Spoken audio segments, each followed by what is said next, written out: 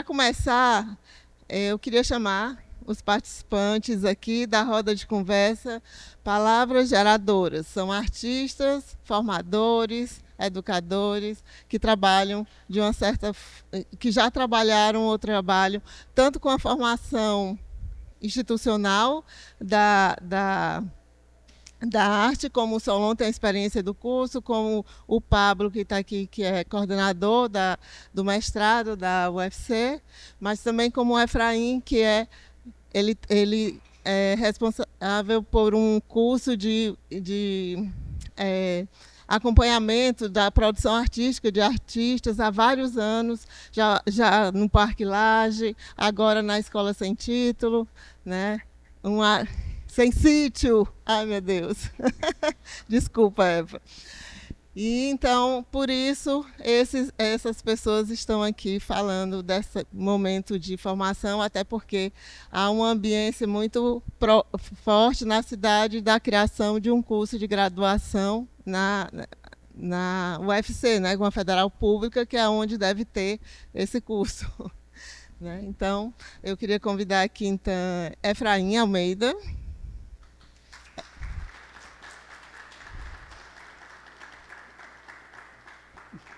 Pode escolher.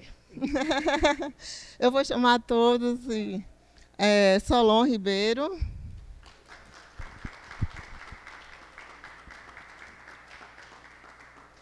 O Solon também hoje vai estar lançando ou distribuindo, não sei o nome que ele vai querer dar, do livro dele, acho que o primeiro livro que fala da trajetória, né? Um resumo, um livro resumo, mas sim, né? Um livro sobre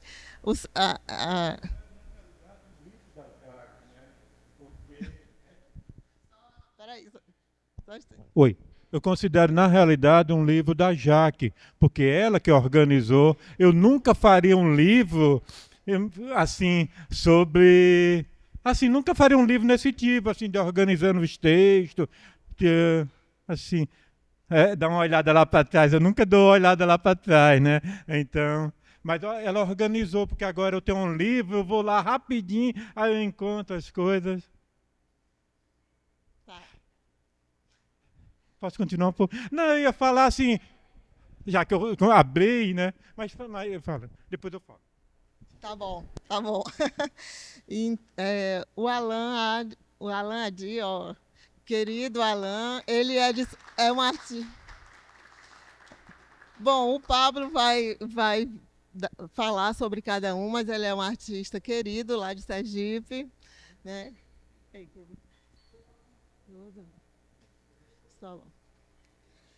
E Pablo, por favor, venha para a sua posição de mediação e ferver essa discussão aqui. Mas eu não tenho release para falar deles, não. Não tem nada? Tenho, não.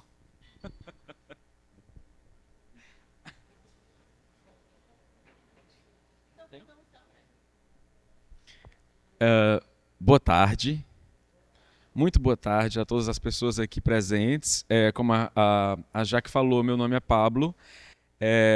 Assunção, fui convidado com muita alegria para estar aqui nessa roda de conversa, na posição de mediação e interlocução aqui. Na verdade, acho que é uma roda de conversa mesmo, mas que todo mundo aqui vai apresentar, né, as suas ideias, mas também conversar com vocês.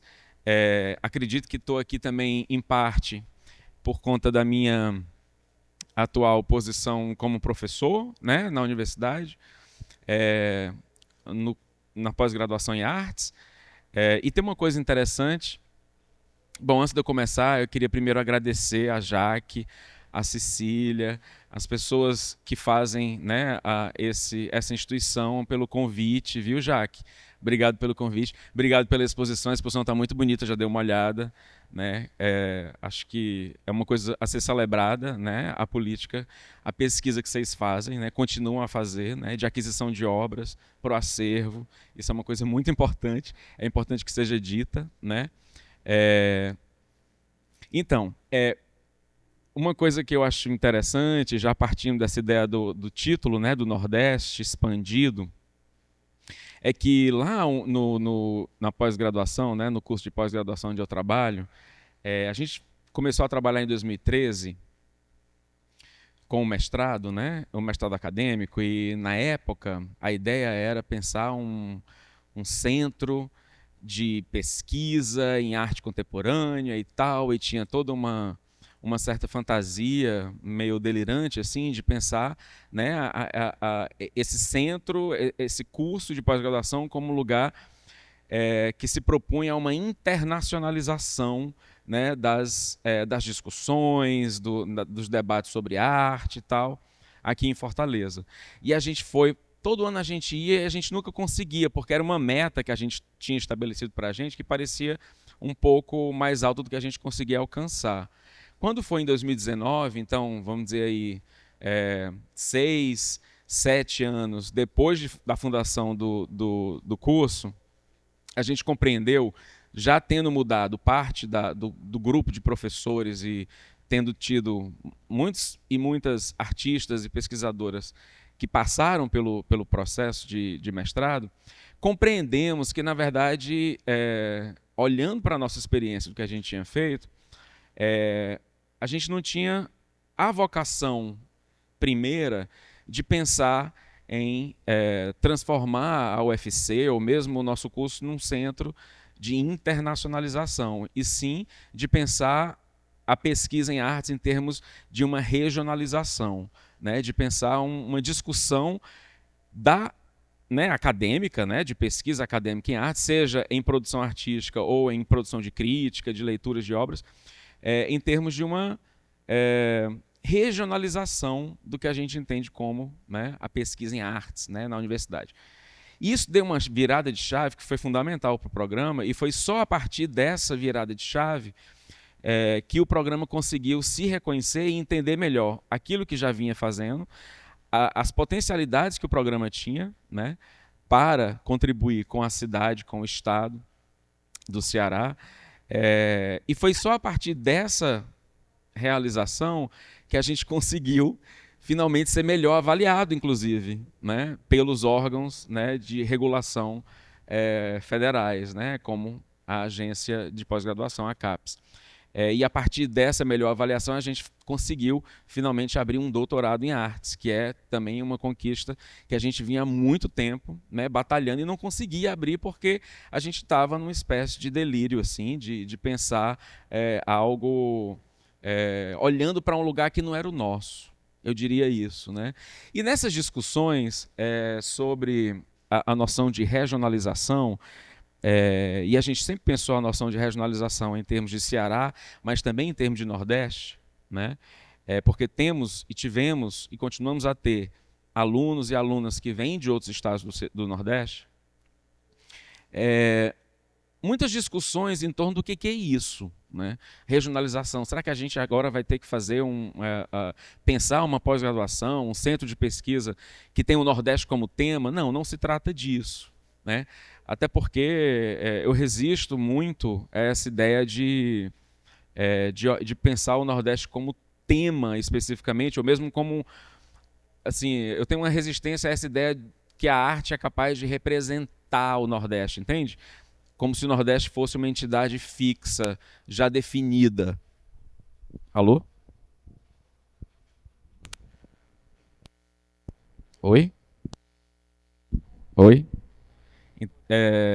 Como se o Nordeste fosse esse lugar de uma entidade, um objeto de pesquisa, seja o que for, já definido. E a gente sabe que quando a gente olha para o Nordeste como esse lugar mais definido, na verdade é um lugar de reificação de um imaginário, que é um imaginário, de certa maneira, até um pouco perverso, porque é um imaginário que transforma os efeitos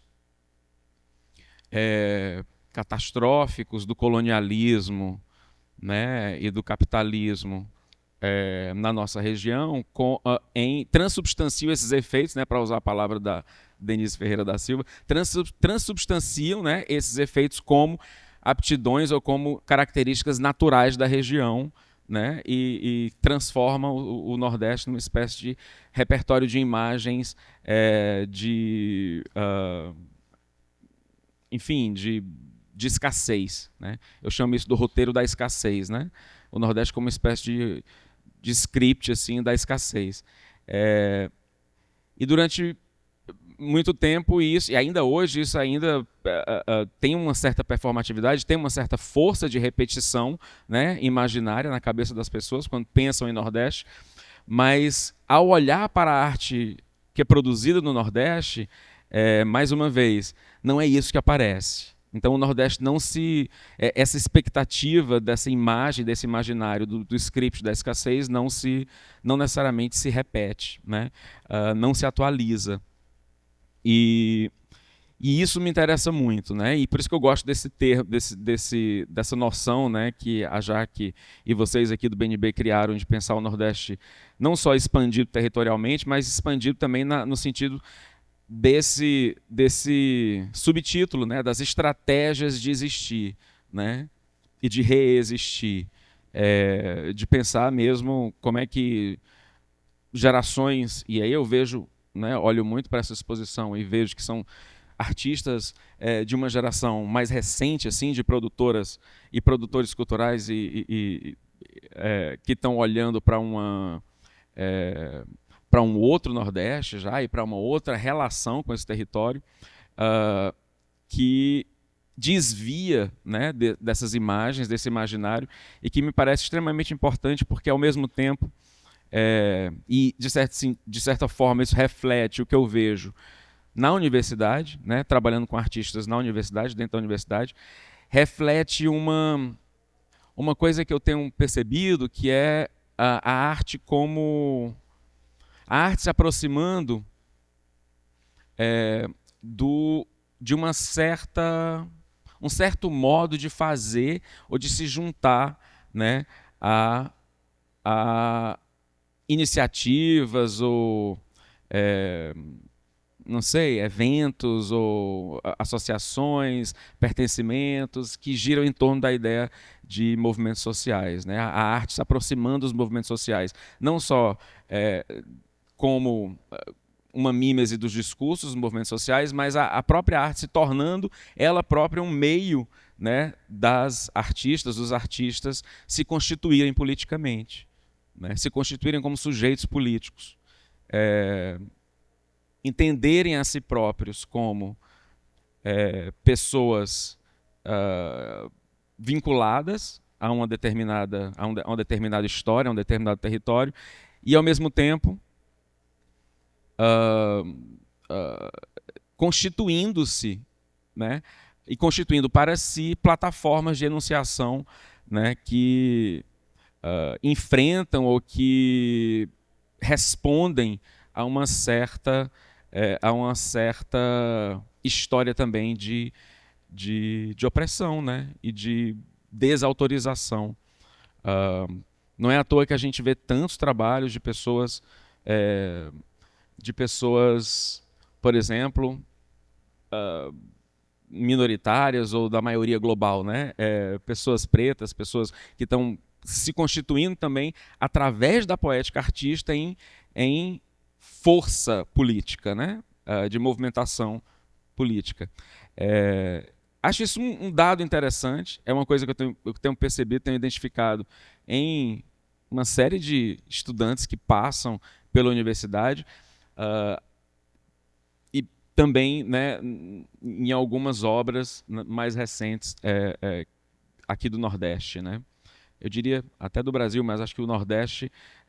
e essa questão do Nordeste vem sempre... Eu me lembro muito de ter participado, Jaque, da tua banca de doutorado, lendo a tua tese sobre os trabalhos, né, aquelas exposições históricas sobre o Nordeste, no MASP, em outros lugares, lá em São Paulo, com Lina Bobardi e tal. Quer dizer, como olhar para o Nordeste tem mudado e, ao mesmo tempo... tem propiciado, né, estratégias de reexistir, né, e eu acho não cada vez mais forte, né, no mundo da arte. Eu não vou apresentar assim, não trouxe estudos de caso para vocês, nada disso. Eu estou realmente aqui no lugar de mediador, talvez já esteja até falando mais do que devia. Vamos passar a palavra, então, assim, para para as pessoas que estão aqui. Eu peço às pessoas, vocês três que estão aqui, que por favor se apresentem ao público. Eu não sei se eu vou passar primeiro para o Efraim, que estava listado como a primeira pessoa, depois eu posso passar para o Solon e para o Alan, pode ser? Assim? Que tal?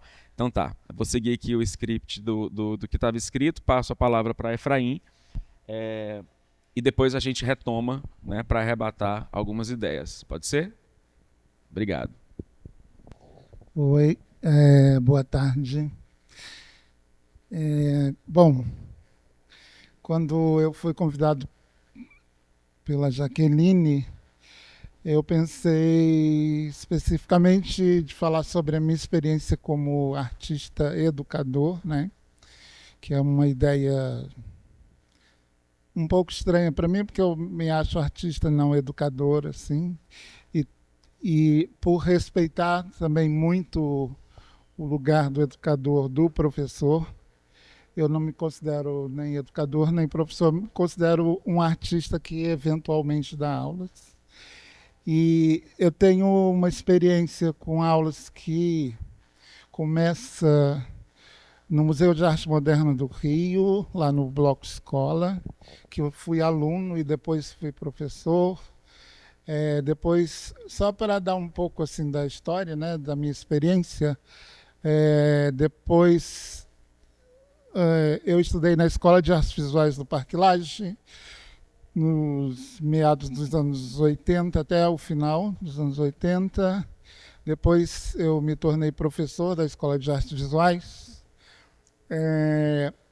Depois da Escola de Artes Visuais, no final, assim, eu estava dando um curso junto com Marcelo Campos, a Brígida Baltar. E era um curso que chamava Leitura de Portfólio, que era basicamente, a gente tinha um grupo de artistas que estavam em meio de carreira, assim, e a gente fazia, eles apresentavam os projetos, os trabalhos, e a gente ia então discutindo os trabalhos, os projetos, e ia indicando textos, fazendo referências de outros artistas, e dando esse tipo de embasamento para a pesquisa individual. Então era uma coisa muito individual. E aí o Marcelo é convidado, o Marcelo Campos, né, que atualmente é curador do MAR, no Rio de Janeiro, ele foi convidado para gerir a Casa França Brasil. Nisso a gente estava lá no Parque Lage, ele e a Brígida, nesse curso.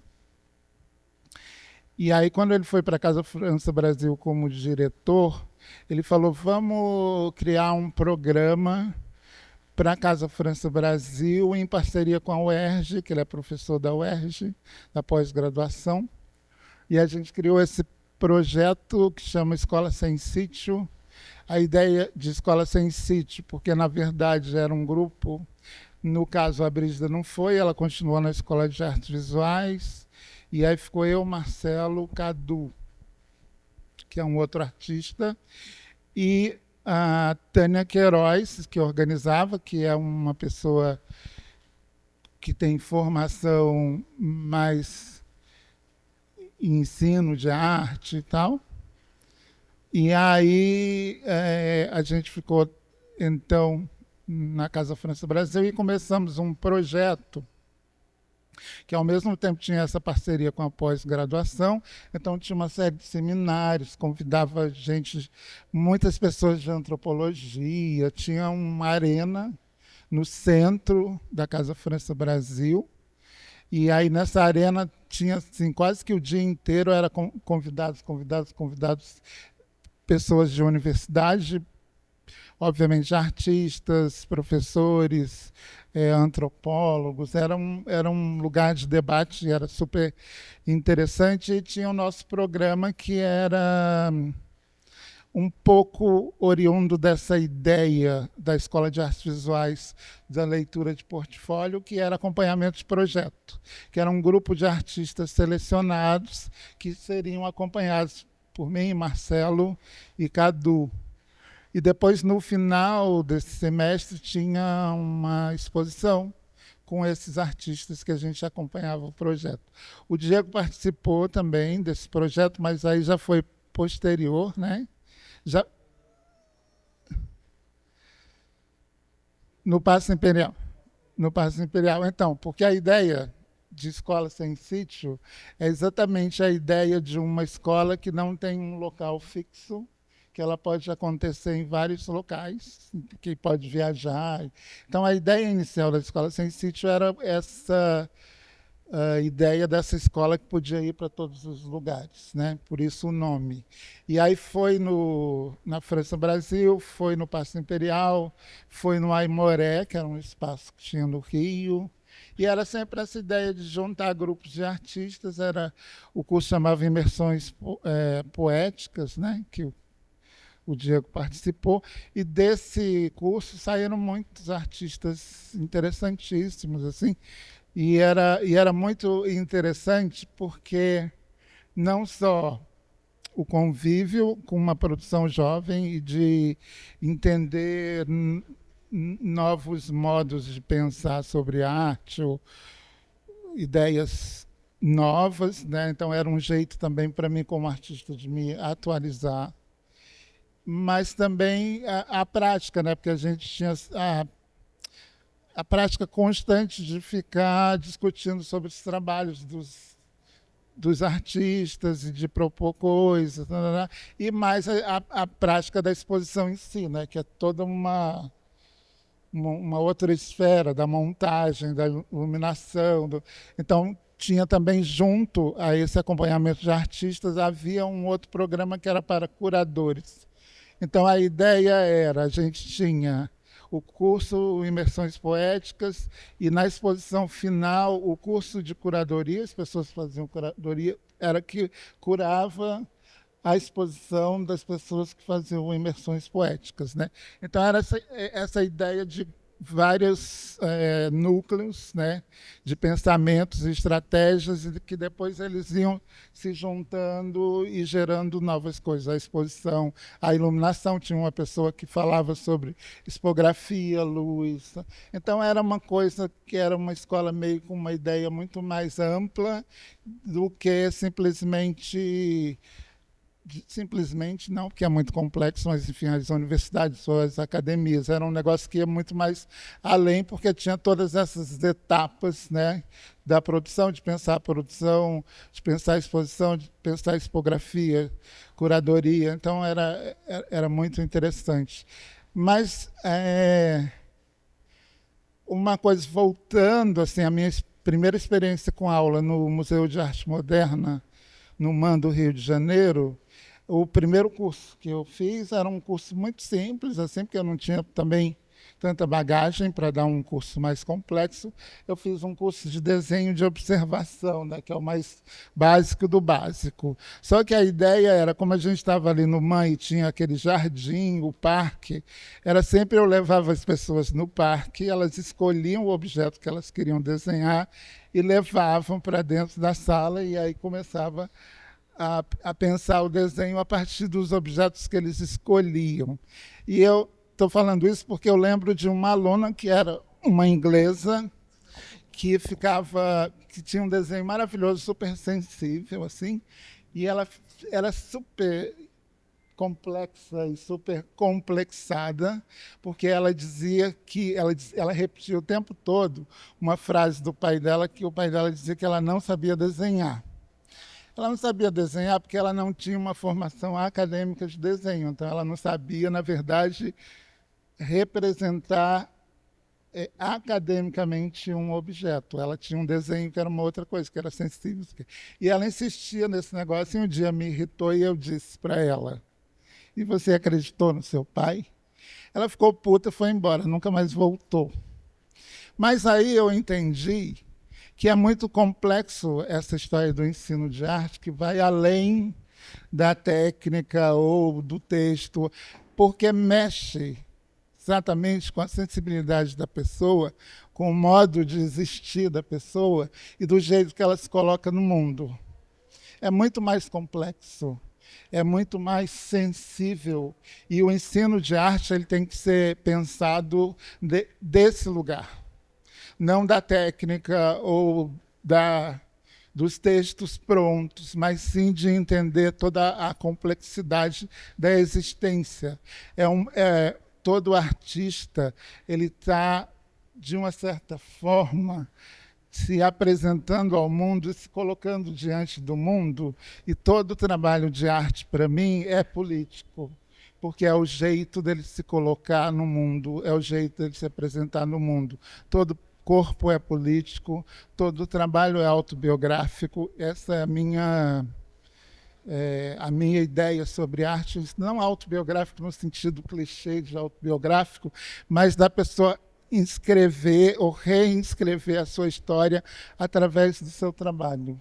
Então, assim, para mim é sempre muito importante, muito complexo pensar o ensino de arte como algo sensível e algo muito mais profundo que uma simples repetição da academia. Eu tenho experiências de artistas com mestrado, doutorado, que têm um discurso totalmente repetitivo e que ele fica o tempo inteiro tentando enquadrar o trabalho dentro de um texto acadêmico. Eu acho isso extremamente perverso e preocupante para a arte. É uma opinião pessoal que tem a ver com esse tipo de experiência que eu tenho de anos e anos e anos com aula, e de pensar um pouco sobre esse lugar também do ensino de arte como é algo que tem que ser repensado, refeito e reestruturado. Alguém quer falar depois disso?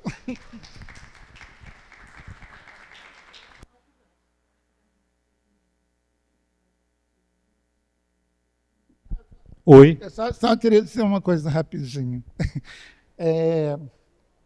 O Alan tem um trabalho incrível aqui embaixo e na exposição. E o Alan, para mim, a gente participou da exposição Nordeste, né? Que é interessante, também era um jeito de pensar o Nordeste fora. O Solon também, que é uma ideia de pensar o Nordeste fora desses clichês, né, de Nordeste. E o Alan tem uma experiência muito interessante com essa ideia de Nordeste também, e ele refaz esse imaginário de um modo muito sensível, muito além do clichê. Todas as vezes que tentam colocar o meu trabalho como algo que representa o Nordeste, eu digo, eu não tenho a pretensão de representar o Nordeste, seria muito pretensioso da minha parte.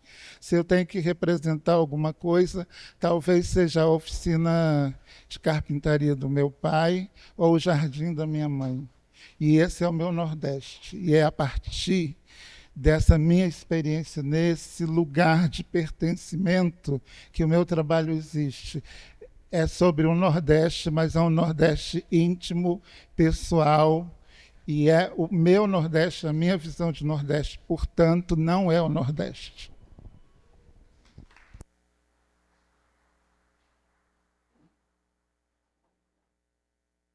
Oi. Eu não sou muito de agradecer, mas não dá para deixar passar assim, a alegria de estar aqui nesse momento, né, uma nova reestruturação do país, depois de 4 anos aí, né, de uma tentativa de desestruturar o país, assim, as forças fascistas, né, elas ainda estão aí, né, mas então é um momento que eu acho importante, é um momento que forças da sociedade, se apresentam, que as mulheres, que os negros, que os índios se apresentam, o país, né? Então, essa exposição celebra esse momento. Então, eu fico super contente de estar aqui de novo, né?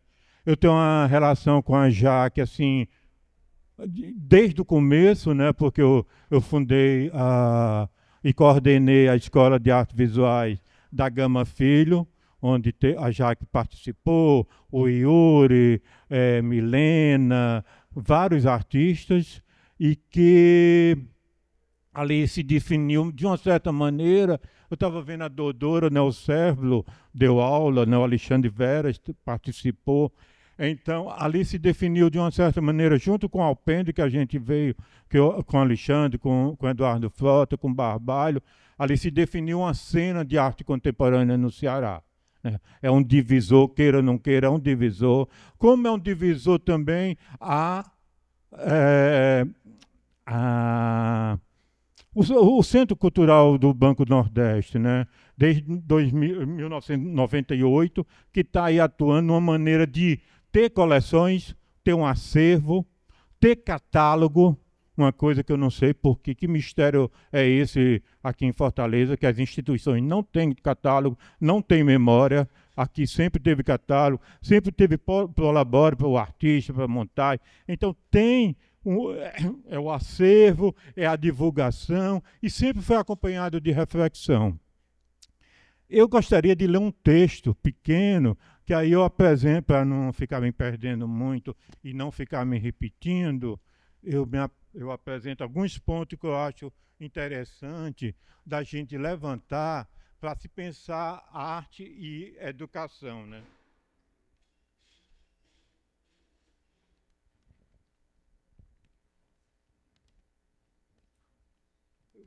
Eu vou usar um termo que nem é meu, né? É um termo do Eduardo Frota, que é deseducador. Eu me sinto muito mais próximo dessa função de deseducar do que de uma função de educador.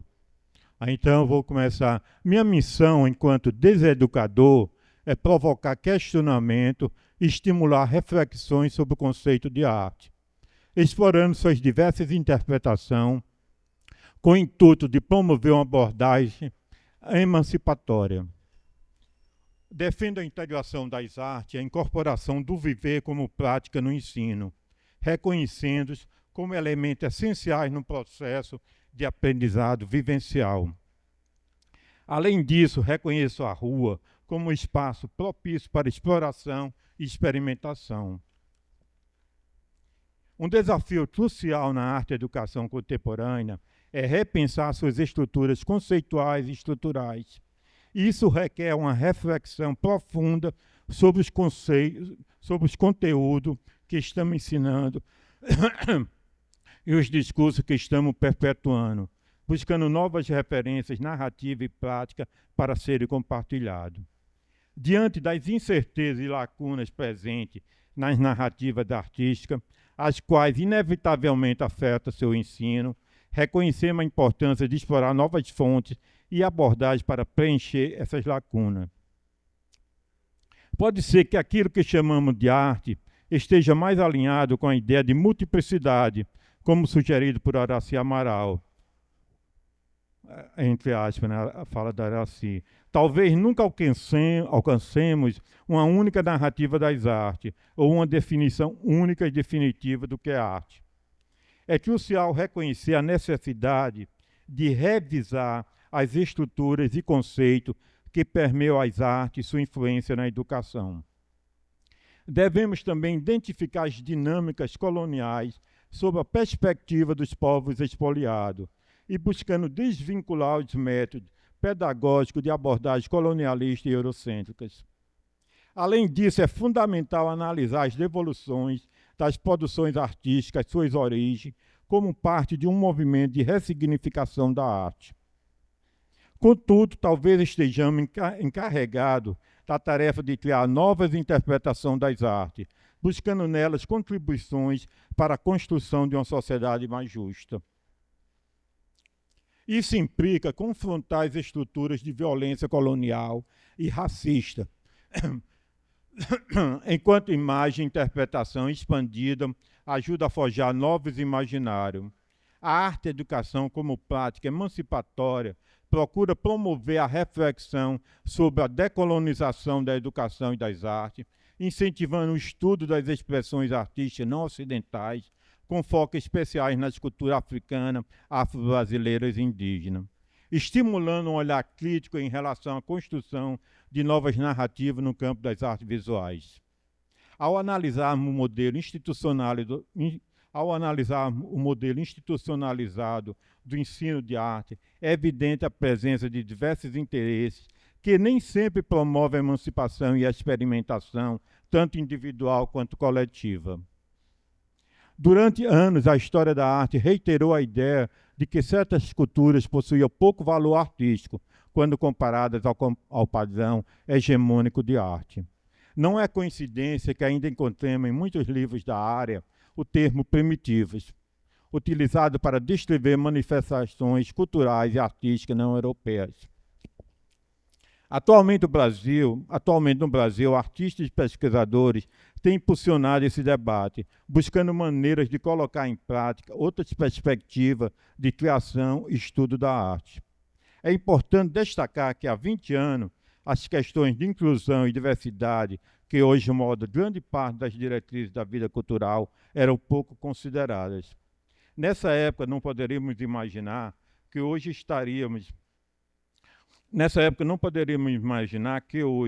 artistas e curadores indígenas estariam liderando a concepção do pavilhão do Brasil na Bienal de Veneza.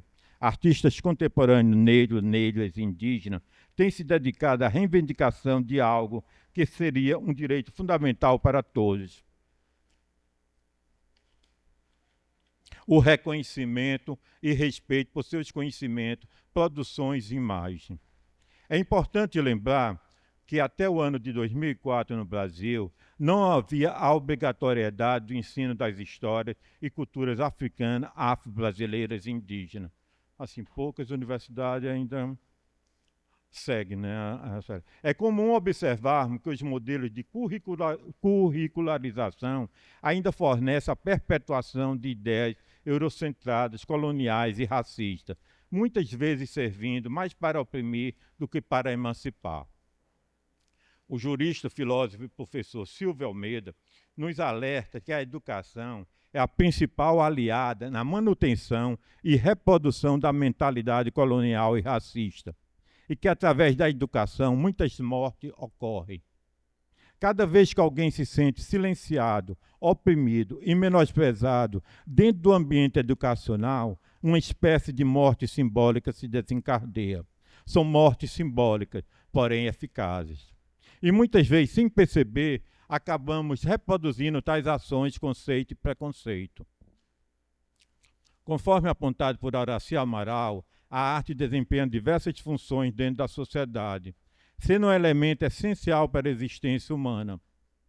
Seu significado transcende o meramente estético ou visual, contribuindo para a construção social e política. Como artista e deseducador, acredito ser crucial buscar reformular as histórias das artes, apresentando narrativas divergentes do que é contado pela história oficial. Eu vou voltar só um aqui.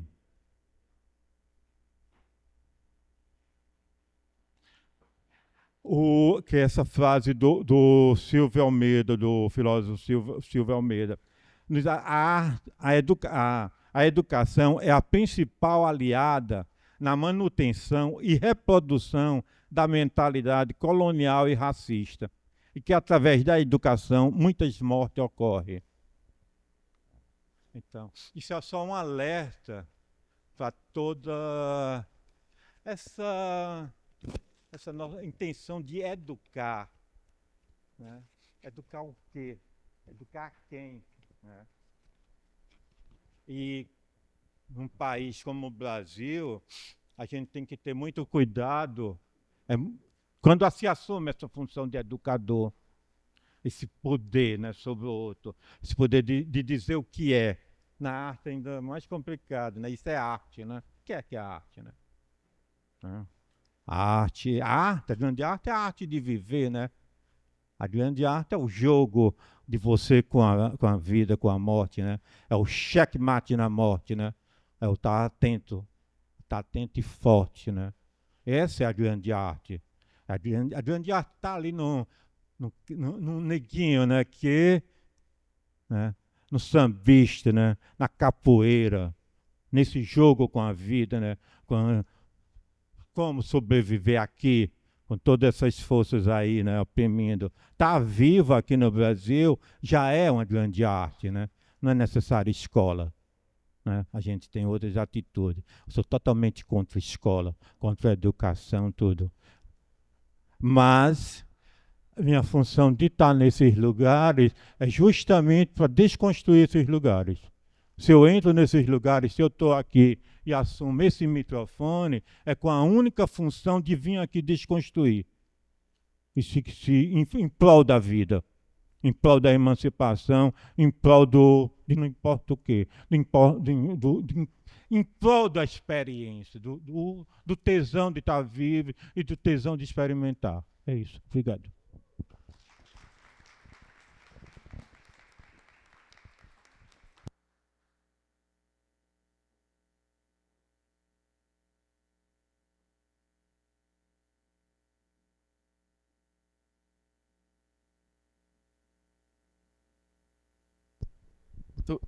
Olá.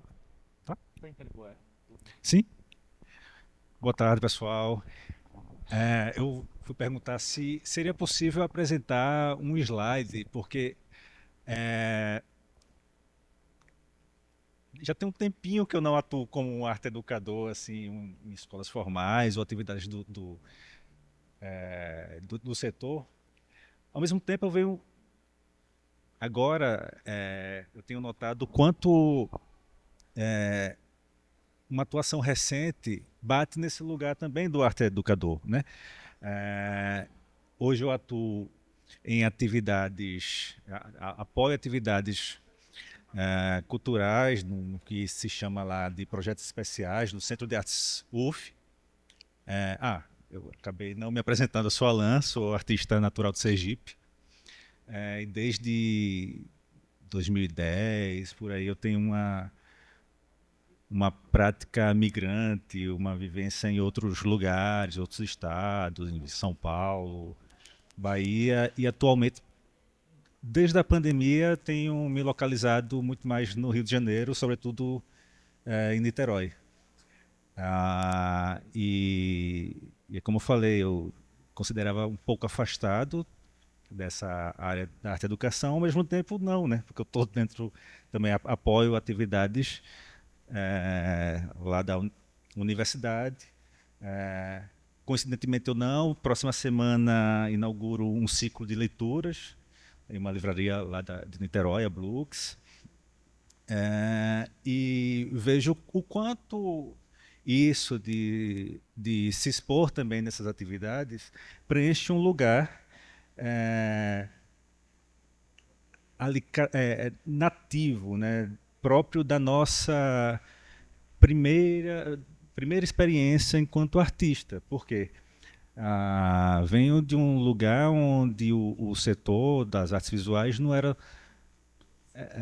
tão dinâmico ou mesmo tão trabalhado como outros lugares, e eu acho que essa atuação também se faz, em boa parte, desde muito novo, numa intenção de formação de uma cena, né?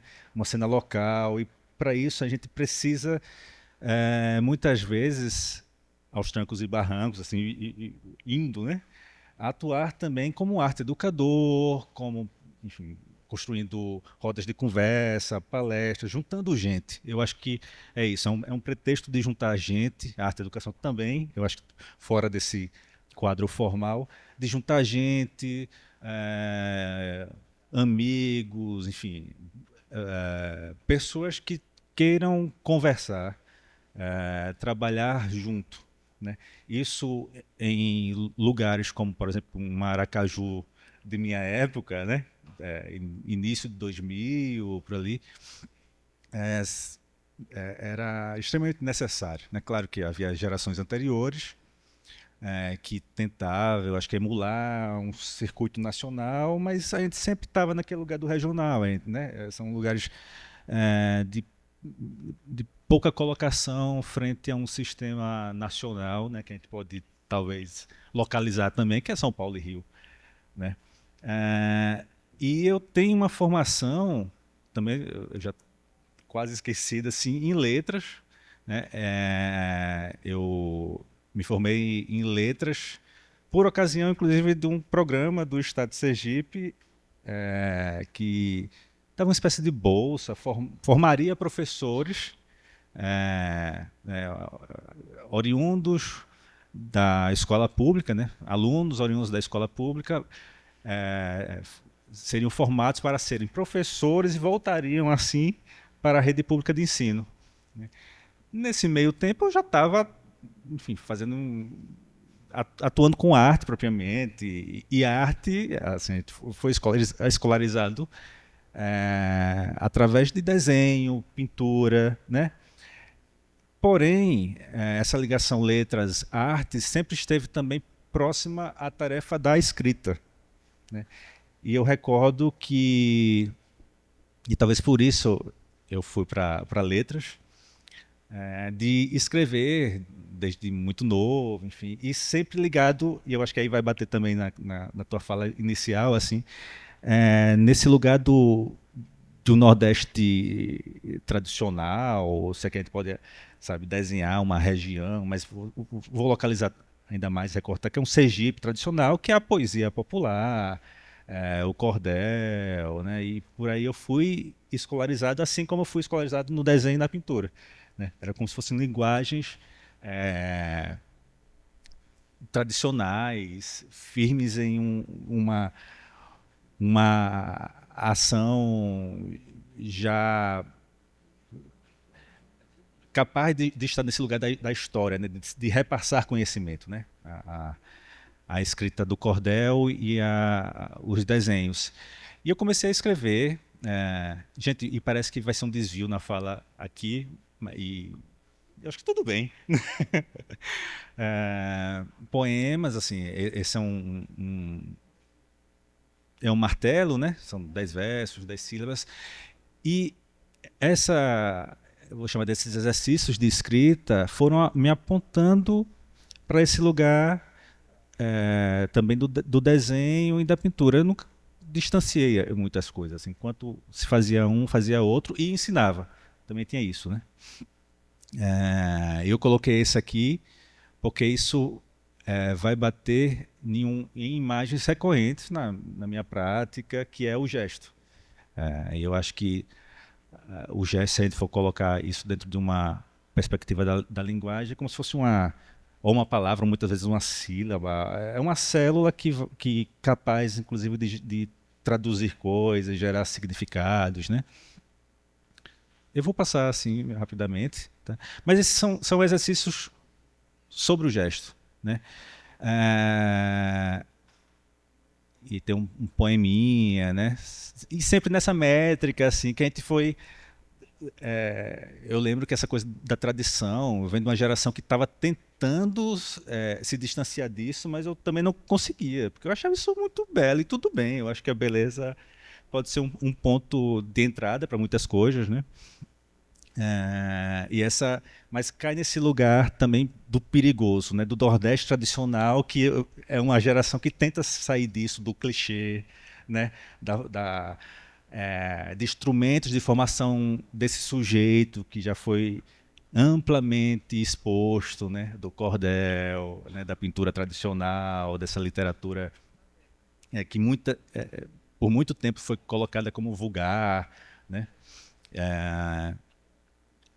E dá para ler? Tá aqui.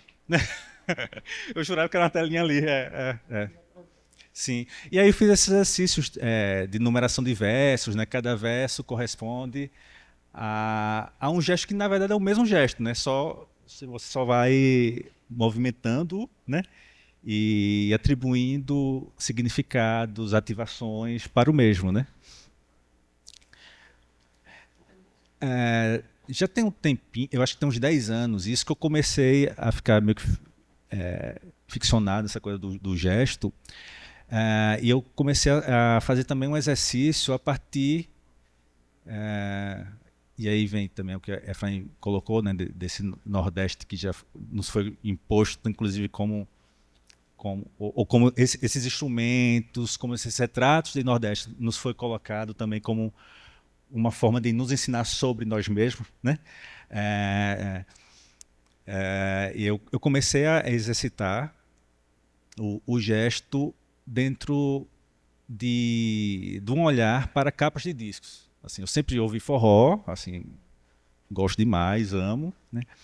E quando eu retorno para Sergipe, né, depois de um período em São Paulo, eu me deparo com esse disco, o Proibido Cochilar, né? Eu acho que também isso bate no tema da mesa, né, que é palavras geradoras, né, a educação, enfim. E eu comecei a querer entender o que é que esses gestos significavam, enfim. E eu parto para pintura. Ou seja, eu saio do verso, né, vou para a canção, que eu acho que é a palavra que me toca, a minha palavra geradora está na canção, muitas vezes, né? E começo a pintar gestos, né? Esse está naquele está, né? Ele vem daquela capa de disco do Proibido Cochilar, e tomo também o Proibido Cochilar como uma espécie de hino, né, de mote para essa figura do migrante nordestino, né? Tipo, é proibido cochilar, se liga, né? Não vacila. Mais gestos, né? E eu começo a ficar pintando isso, enfim.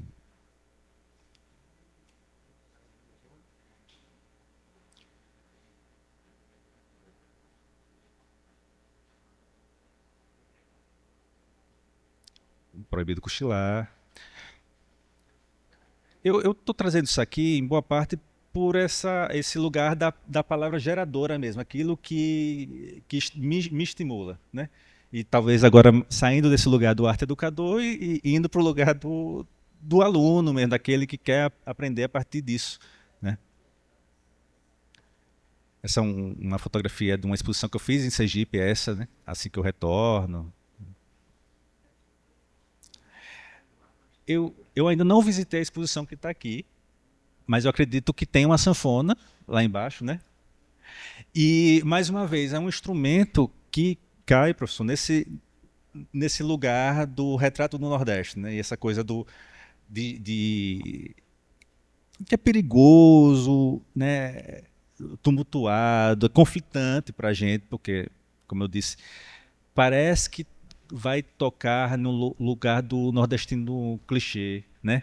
Tá aí, parece que vem uma nova novela agora e tá um rebuliço sobre isso, né? Essa coisa de como representar o nordestino, né? Como se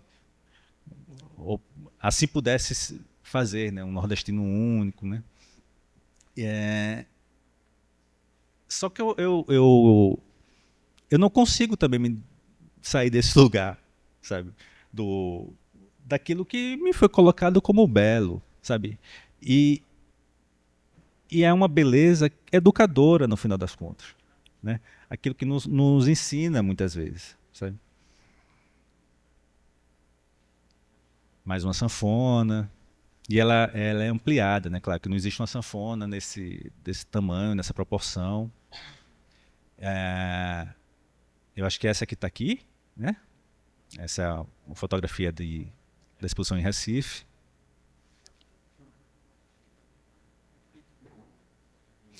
E essa imagem é de um trabalho chamado Padaria Brasil. Padaria Brasil foi um trabalho comissionado pelo Prêmio Marco Antônio Vilaça. Ele foi exibido, acho que em 2000. Eu acho que foi a última edição do Marco Antônio Vilaça. Por quê? Porque eu lembro, assim, quando era pequeno e ia para a escola, eu imaginava que tinha muitas padarias e poucas escolas.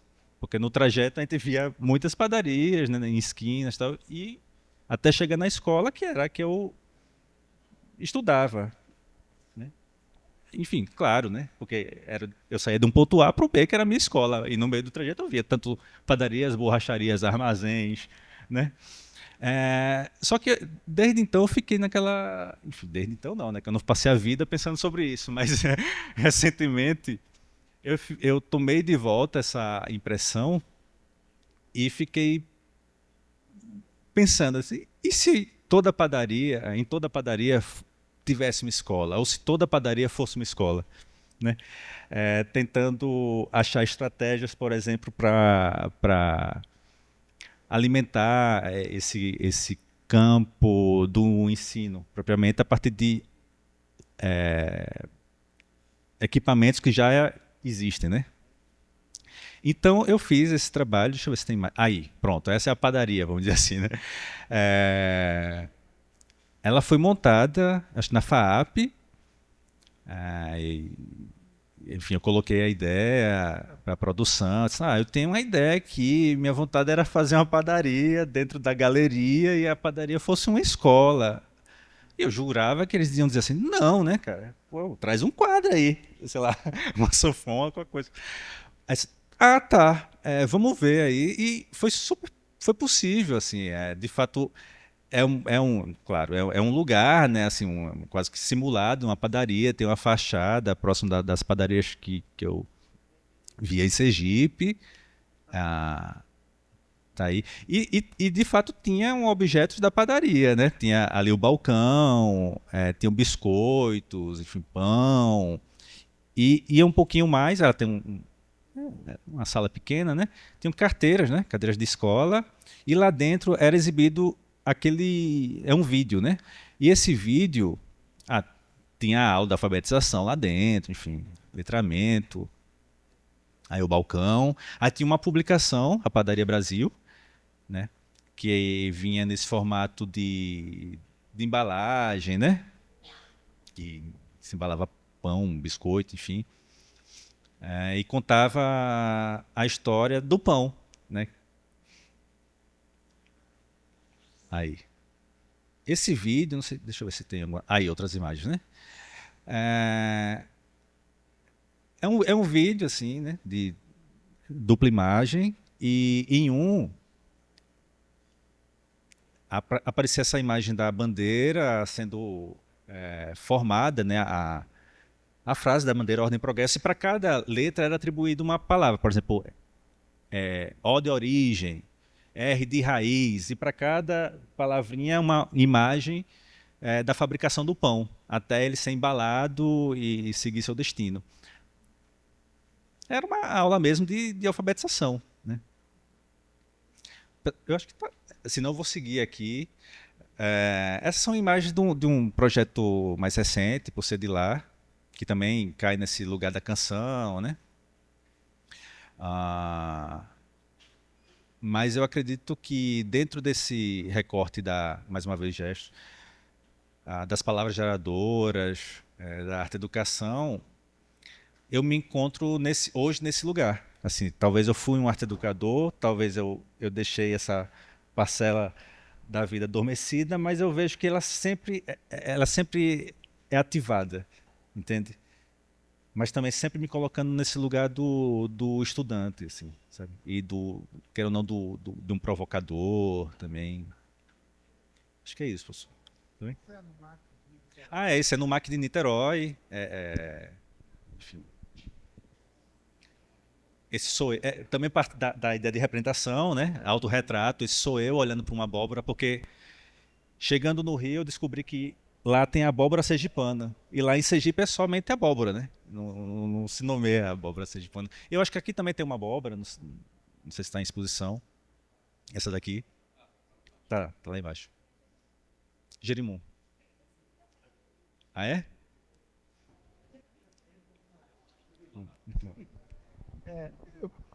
Falar uma coisa rapidinho que me ocorreu. Eu achei interessante na fala do Alain ele falar sobre é proibido cochilar e o Solon terminar com é preciso estar atento e forte, que é quase que a mesma coisa, né? Então é de como uma ideia vai ecoando na outra. Então achei bonito nas duas falas, como isso dá uma continuidade interessante. E uma outra observação em relação ao trabalho do Alain que me ocorreu é porque, como o Alain também é uma pessoa que sai do Nordeste e que mora em vários lugares. E também eu acho que a minha relação com esse tipo de imaginário nordestino, entre aspas, é muito mais uma ideia também de me de me reconhecer e de existir, né? Porque assim, a insistência nessas imagens é também uma afirmação de pertencer a um lugar. Talvez por essa experiência migratória, esse sentido de pertencimento tenha ficado tão forte em mim no meu trabalho. Então é um pouco o que eu entendo também do trabalho do Alain, exatamente essa identidade tão criticada ou complexa de Nordeste. Essas imagens vêm com muita força, tanto o meu trabalho como o do Alain, quase como um jeito de pertencer, de se sentir pertencente a uma coisa, de uma busca de uma origem, a busca de um lugar de existência. E aí é bonito a estratégia de existir, porque rebate também nessas ideias que a gente está discutindo aqui.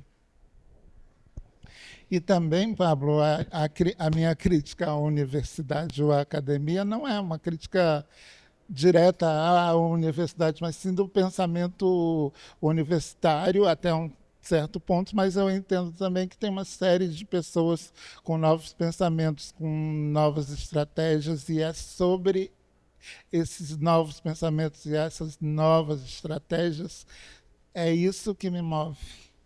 Não é simplesmente criticar a academia e destruir a academia, mas de repensar e de chegar a um outro lugar que faça mais sentido e que dê voz o que sempre a história, como na fala do Solon sobre esses apagamentos históricos, é repensar esses apagamentos e dar voz e visibilidade a essas coisas todas que foram apagadas ou tornadas invisíveis pela história oficial da arte. Muito obrigado pelas 3 falas. Muitas coisas legais foram faladas aqui, né? Eu acho, estou totalmente de acordo com você. Aliás, o Efraim começou a sua apresentação falou da Escola Sem Sítio, né, que era uma experiência em educação que se aproximava com a experiência também artística, porque a própria experiência de educação envolvia uma ruptura com uma certa hegemonia do que a gente imagina que seria um espaço de educação para promover novas, né, enfim, relações que são de conhecimento e de autodescoberta, né, e de produção poética, que eu acho que tem muito a ver com o que o Solon também apresentou em termos de uma desconstrução da educação como lugar de reificação, né, de contínua repetição, né, desses roteiros coloniais, né. E quando eu falei sobre essa questão da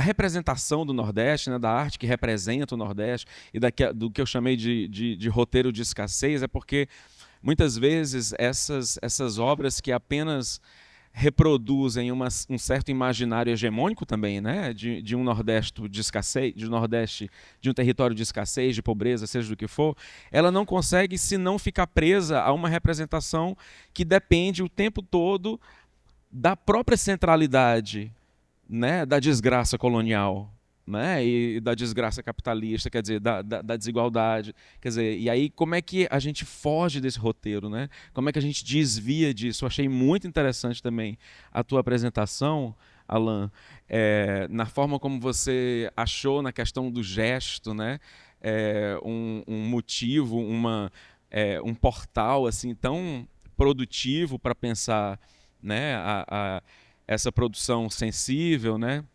Me lembrou muito uma antropóloga que eu gosto muito, é uma antropóloga estadunidense chamada Kathleen Stewart, que ela é uma antropóloga do ordinário. Ela é uma antropóloga que escreve sempre sobre coisas muito banais. Sobre, sabe, pegar o carro para ir deixar o filho na escola, o que acontece, o que é isso, né? O filho da minha vizinha que fugiu de casa, né? O que é isso? O que desencadeia? As coisas do cotidiano, o que elas desencadeiam e como é que a gente busca uma certa antropologia disso.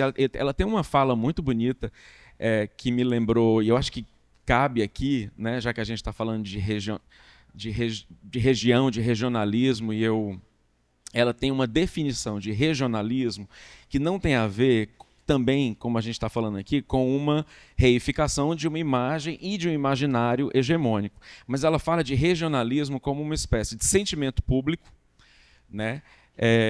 Até estava aqui anotando, um sentimento público, uma afetividade coletiva em relação a uma história partilhada, né? E também uma partilha de gestualidade. Ela diz que regionalismo é uma espécie de partilha de gestualidades. Eu achei isso, me lembrou muito quando você falou, né, a questão do gesto.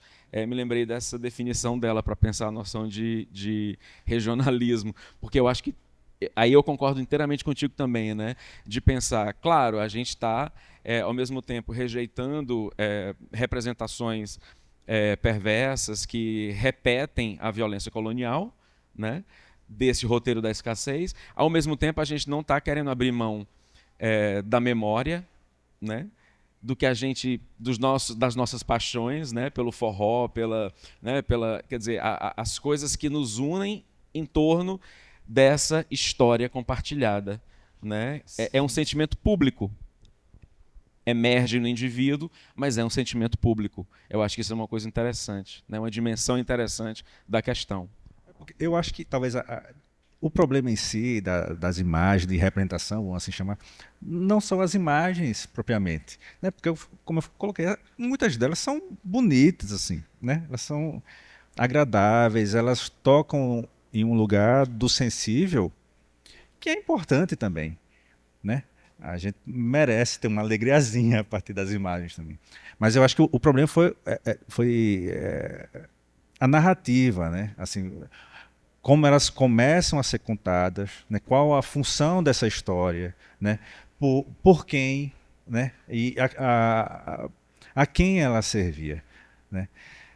Talvez o problema venha daí. E quando eu coloco nesse lugar de, pô, isso muitas vezes para mim é complicado, por exemplo, como é que eu vou lidar com cangaço, né? Ou com imagens fortes, né? Que, enfim, estiveram muito próximas da gente, inclusive pelas relações familiares, né?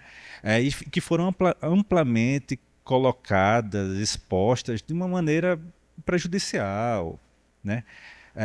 Ao mesmo tempo eu me sinto também muito próximo, sabe? Talvez aí pensando nessa tua leitura, né?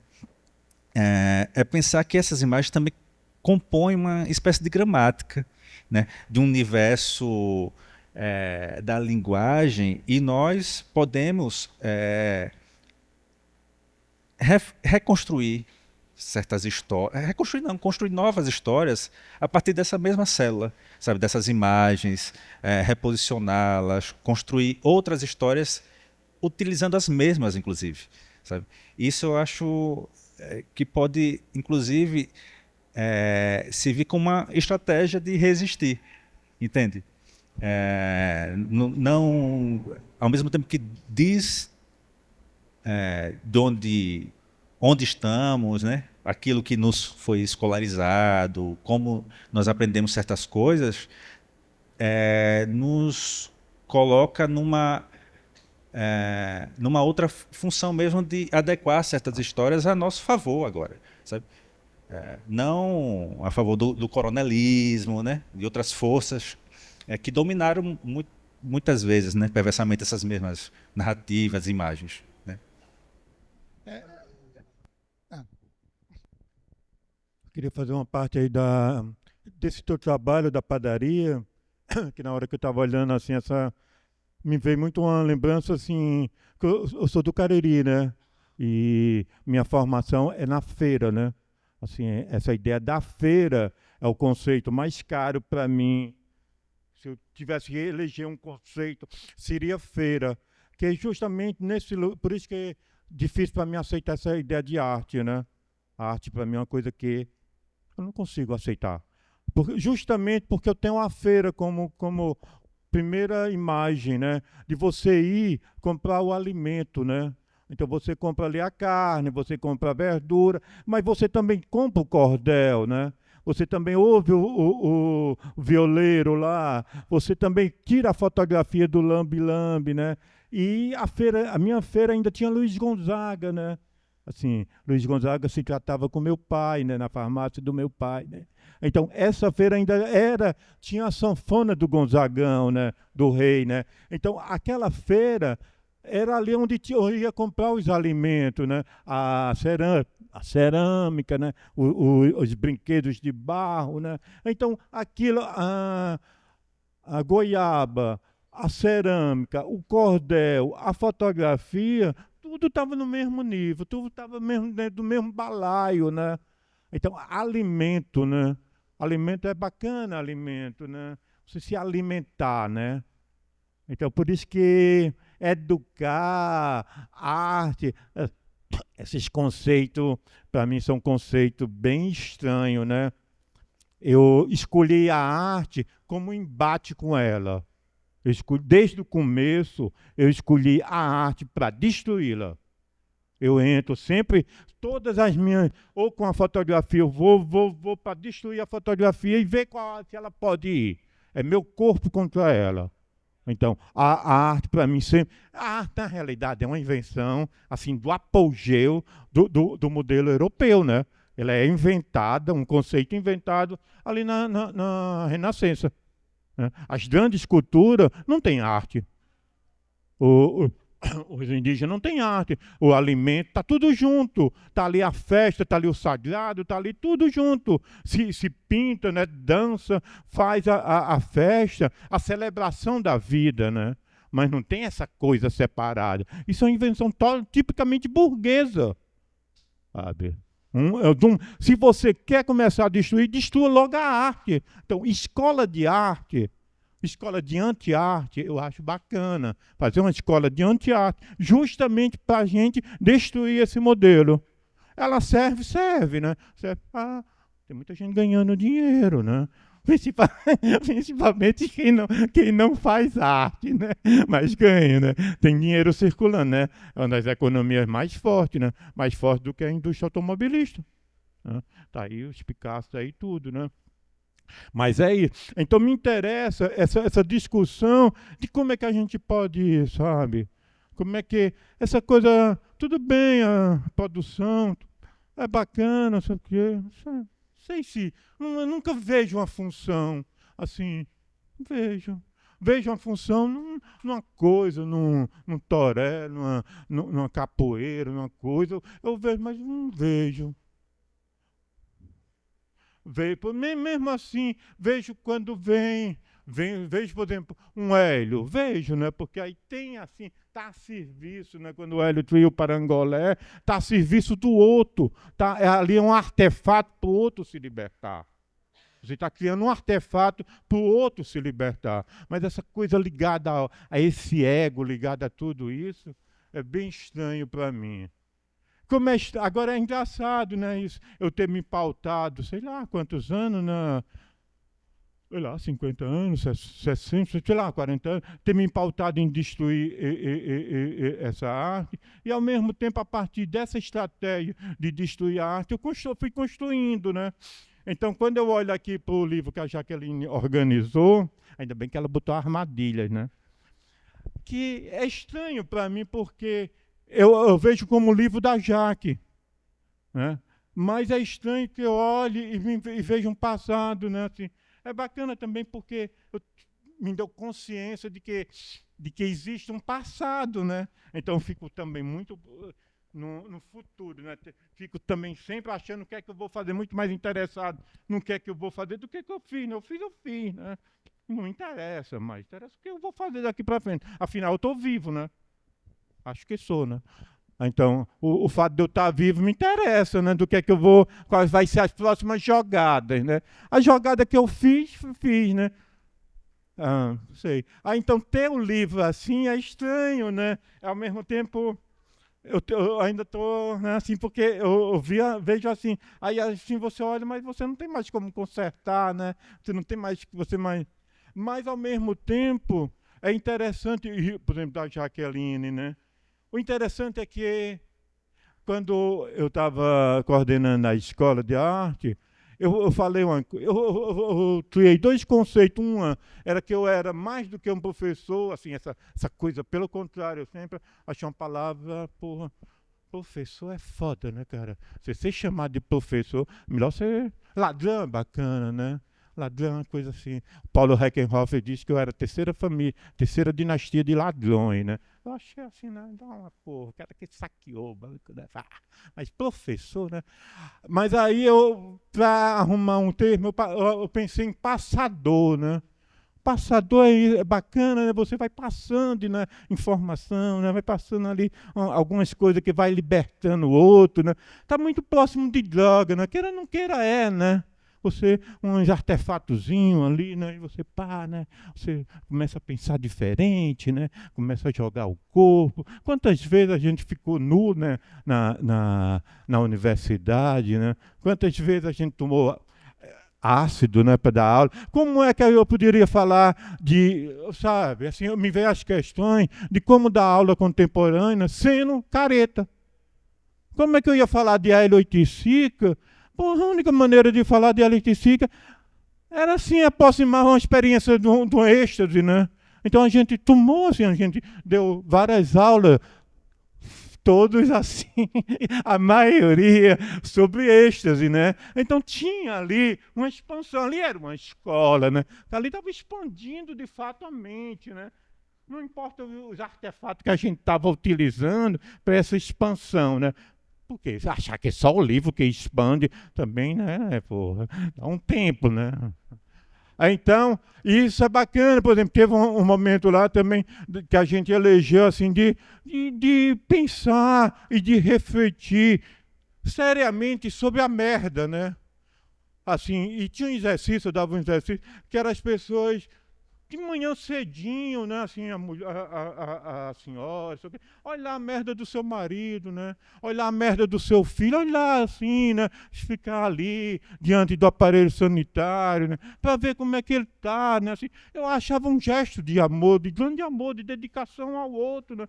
Afinal, ali é um retrato seu, né? Se tem um retrato mesmo assim, fidelíssimo, é sua merda, né? A merda que você coloca ali é sua fotografia. Não tem como fugir disso. Então, assim, aí coincidiu umas aulas que a gente juntou, porque essa durou uma semana, né? E é muito louco isso, porque depois, assim, um dia desse eu estava vendo assim, olhando assim em relação a uma cultura chinesa, e tem justamente isso, tinha as fotografias, tinha tudo isso. E eles têm essa prática, né? Olha o Yuri chegando aí. Aí, a outra coisa é que eu dizia que eu iria formar uma grande gangue. Eu estava ali pensando naquela escola, para formar uma gangue. E, de uma certa maneira, eu formei uma gangue, sabe? Olha aí o Yuri, a Jaqueline, a Valéria, assim, ontem mesmo me ligando para a exposição, que é justamente pensar essas pessoas. Era uma gangue. E era um momento assim que a gente estava junto, tinha o alpendre, né? Tinha essa coisa do elogio, do desbunde mesmo, mas do anti-intelectualismo pensante, né? Porque eu me lembro assim, o Yuri, né? Assim, o Yuri de 18 anos, e assim, a primeira fala que a gente teve, o Yuri falando, eu estava falando de Helena Blavatsky, e o cara disse que conhecia a Helena Blavatsky. Eu não acreditava naquilo, né? De caralho, bicho, um garoto de 18 anos, como é que esse garoto conhece a Helena Blavatsky? De onde foi que saiu isso? Aí depois até veio a me presentear com o livro A Voz do Silêncio, né? Então esse livro para mim é isso. É uma ação de uma pessoa, de uma relação que é além dessa onda profissional, além dessa onda afetiva. Sabe? Ela organiza, né, dá uma importância a isso que eu não daria, né? Então fico super feliz e é isso, eu fico super contente. Não assim, eu estou agora Mas a armadilha é bacana, né? A armadilha. Como é que a gente. Eu gosto. Então, é um livro assim que quando a Jaque pensou em fazer o livro, eu não li, só li depois. Ela foi pedindo as coisas, eu fui dando informação, mas é um livro totalmente dela. E eu, só pegando assim, eu acho que, por exemplo, as gestões da Jaqueline no BNB mereceria um estudo, mereceria uma tese. Eu acho que a existência do BNB é assim um diferencial enorme dentro. Tem dois pontos assim que eu acho que é um tema. Um é o BNB e outro é o Alpendre. O BNB, assim, estruturalmente, assim, essa coisa da compra do acervo, da divulgação, do debate, do catálogo, é um respeito à produção, do prolabore para o artista, para o montador. Então, forma uma rede. É incrível isso. E a Jaque foi aluna da escola. Então, a Cecília está aí, né? Então a gente criou ali dentro de uma grande desorganização, dentro de um grande delírio, mas também tinha Boyce com a gente, né? Tinha Yoko Ono com a gente, né? Tinha sei lá, tinha situacionista, né? Tinha todo esse pessoal que também era um momento assim, um momento dos primeiros editais, né? Tinha o Alpende lá com toda uma produção, né? Que está aqui o Veras, né? Que o Veras é responsável pela uma geração de videoarte aqui em Fortaleza, né? Tinha o Frota chegando assim com a biblioteca, se dando, né? Tinha assim, se doando. Então a gente teve ali um momento que era propício, né? Tinha um dragão, né? Com a Luísa, né? Tinha um momento que a gente chamou o país para olhar para nós. O país já era curioso, porque chegava aqui e encontrava pessoas informadas mesmo, pessoas, não é porque a pessoa morava ali numa favela, que ela não vinha e não só dominava tecnologicamente a máquina, como o Alexandre dava aula de filosofia. Não tinha baixar, dava aula de filosofia para os meninos que moravam ali na Draga, pessoas, não, favela, né, cara? Condições assim, meio precárias, né? Mas dava aula como ele dava aula para outras pessoas. Então, era outro embate, não é porque o garoto mora ali numa região mais complicada que você baixa o nível. Não, cara, estava lá e saiu muita gente que está aí. Saiu muita gente que foi para a televisão, que foi para a produção, e foi um momento de construção. Os momentos são esses, né? Então fico super feliz porque também estamos voltando a esse momento de construção, né? Eu acho que aqui essa exposição e esse debate que começa a se abrir é uma celebração dessa reconstrução de país, né?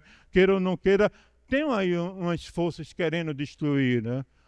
Livros sendo censurados, né? Agora mesmo no Rio Grande do Sul teve um livro censurado, né? Então essas forças estão aí e estão ali atentas, né? Para abocanhar e para destruir esse projeto de Brasil, né? Que é um projeto caro, né? Projeto de um país que tem um bispo do Rosário, né? Projeto de país que tem uma Letícia Parente, que tem uma Lígia Clark, que tem um Hélio Oiticica, que tem um Antônio Bandeira, né? Não é qualquer país, tem um Pelé, né? Não é qualquer coisa, né? Então tá aí, é uma coisa que a gente algo que a gente tem que estar atento para defender a todo momento. Não podemos descuidar. Tem umas forças fascistas atuantes e muito atuante aí, e se vacilar, eles tomam o poder. Se vacilar, eles derrubam de novo, eles entram de novo, eles quebram de novo. Então, eu me sinto super contente de estar aqui nesse momento, que eu acho que esse é um momento de construção, momento de celebração.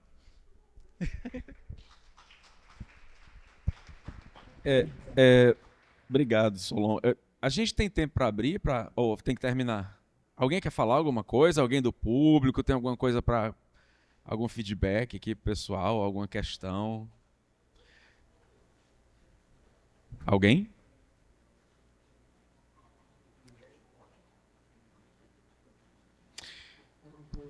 Então vamos... Ô, Pablo, Oi. sou eu. Oi. Não, é só para, assim como o Efraim falou no início da fala, né?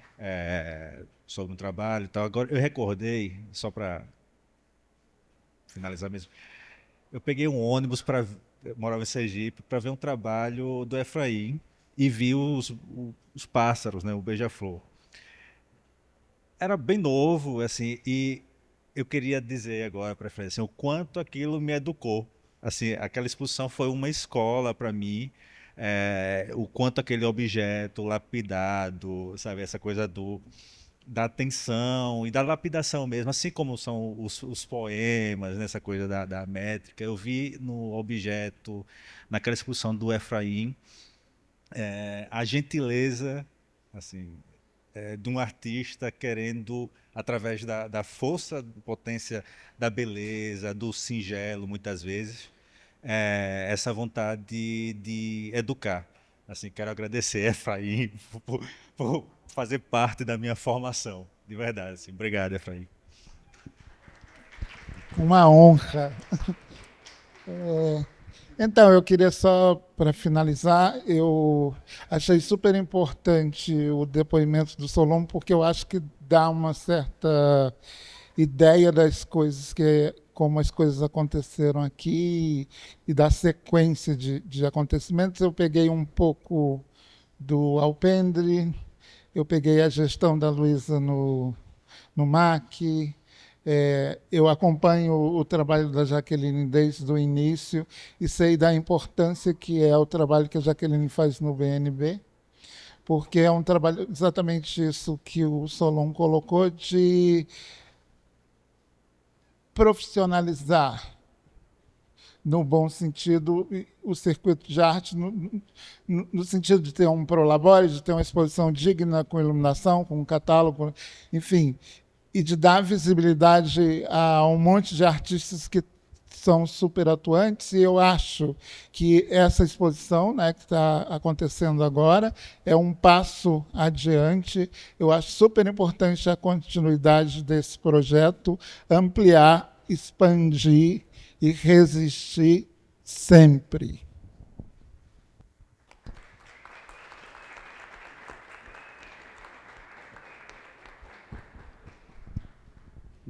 Bom, então vamos... Eu agradeço, obrigado, Alan, Efraim, Solon, muito obrigado, e a vocês que aqui estiveram.